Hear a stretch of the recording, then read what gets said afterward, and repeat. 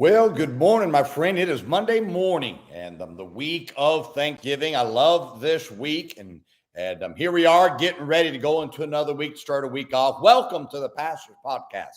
Good to have you along this morning. And I'm only going to do three podcasts this week, just for you to know. Thursday and the whole weekend. I'm, of course, Thursday and Friday take off with the family. Enjoy the time of do that as well. But Monday, Tuesday, and Wednesday, I'll get together. Hopefully, be an encouragement to you. I hope you take some time this week, every day, thanking the Lord for something that He's done for you. Had a great day yesterday in the church house. Again, people saved, baptized, and just excited about what the Lord's doing here. And going to close out the year. Looking forward to closing out the next 4 to 5 weeks on a strong note. And of course, I know this time of the year people tend to back up a little bit, and we probably won't be as pushing as hard as we normally do throughout the year, but we're still going to try to do our best to keep people from going to hell, because that never stops, my friend. And I hope that you do so as well. Let me read to you this morning from Jeremiah chapter 1, verse 5, where God says, "Before I formed thee in the belly, I knew thee. Before thou camest forth out of the womb, I sanctified thee, and I ordained thee a prophet unto the nations."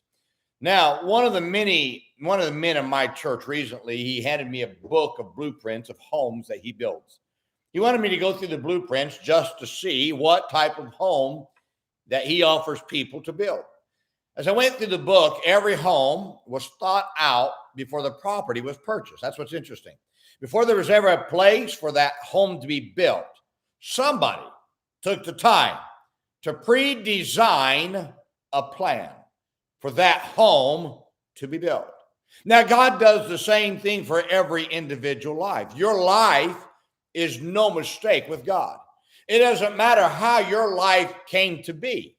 You are a pre-designed plan from God. You're no uh-oh.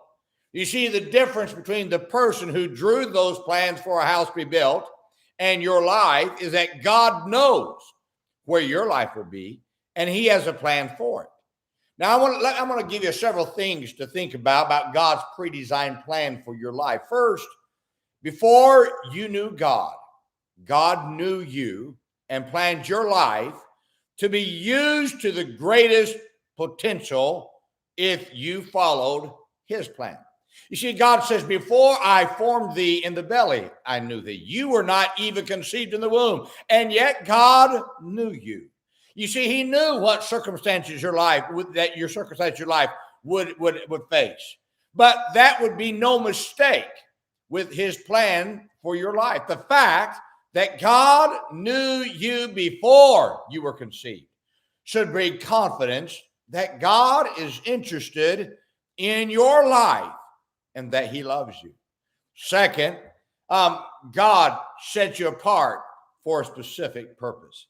God continues to say, "Before thou camest forth out of the womb, I sanctified thee." God's purpose for your life will always be greater than any purpose you can design for your own life. You see, God designed your life with an end purpose. You can only design your life we can only design our life with an immediate viewpoint. You see, I would trust God's viewpoint of my life much more than I would trust my own skewed viewpoint, because my viewpoint is very limited. You may think you know what is best for your life, but you don't, because you can't see the end of your life. God can. For God to know the end of your life and have it all planned should encourage and motivate you to accept His perfect plan for your life. Let me ask you, does God love you? Of course He does. So if God loves you, don't you think that His end plan for your life is best? Second guessing the plan that God has for your life is to second guess the love of God and God's providence of what He already sees, what is best for your life. Now, stop second guessing the plan of God for your life and trust Him, because He sees the end of where His plan takes you. Now, third, God's pre-designed plan are His orders for your life. God continues to say, I ordained thee. The word ordained means to order. As a commanding officer would order those beneath him to do something, God does give you a free will to do what you want to do, but to do your will instead of to obey the orders from God is not his will, and it will never end good.